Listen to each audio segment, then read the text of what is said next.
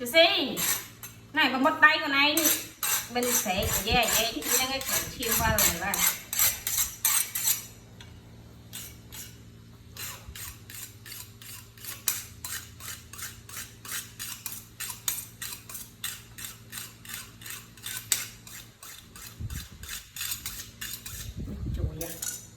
chùi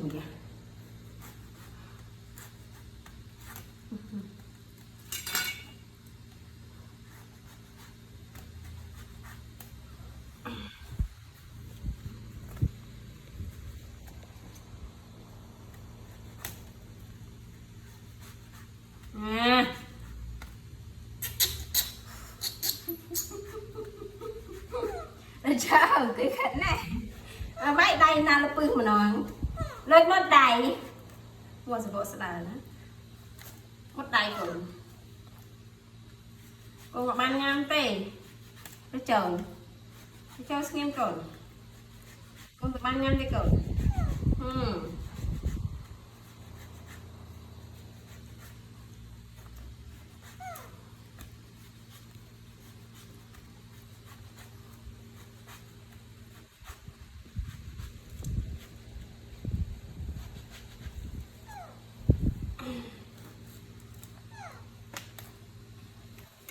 con anh quên trang bị cầm băng phải ôn tổn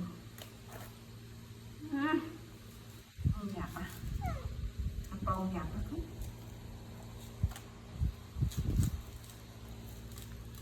bông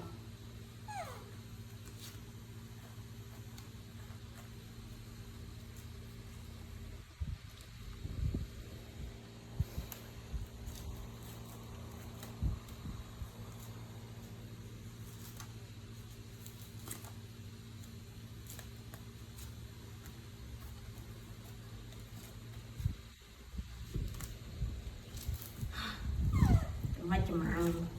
ăn chầu ơi khách này khách khỏi đó chăm tích con ban ngăn thì con mà đài con ban ngăn tè stop con ban ngăn tên lâu ơi lâu ông thì giấy cha nó còn chầu giấy cha nó coi nào nhưng mà mặt đạo kita mau skin ya skin cuma cet awal skin sebenarnya betul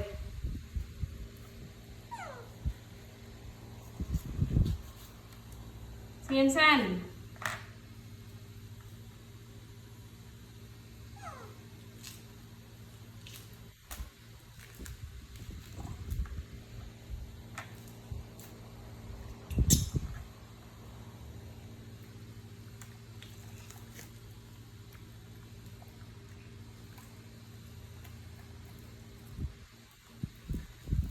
Châu, anh cũng lốc luôn mà cồn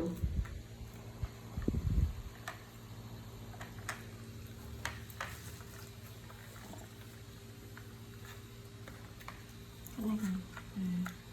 xin em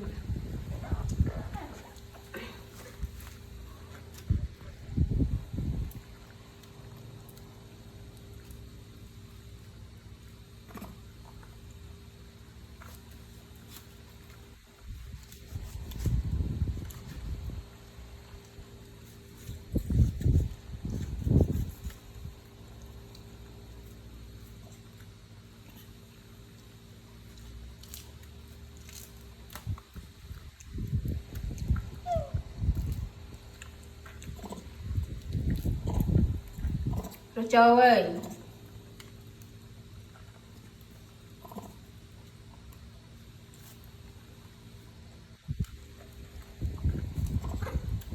cùng chụp nè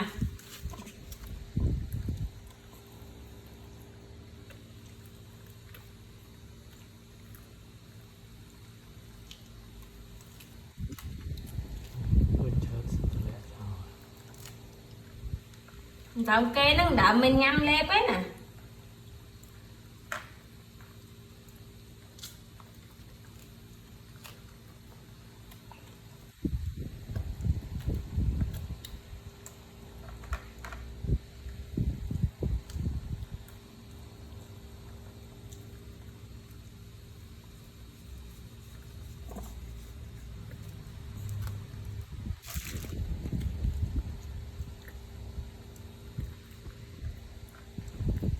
mua cho phần năm xưa rồi không đâu khi ấy mặt mình tham mày tỉ mặt mình ta sẽ bay bàn đi ở tại nhắm đế vậy nhắm mắt lên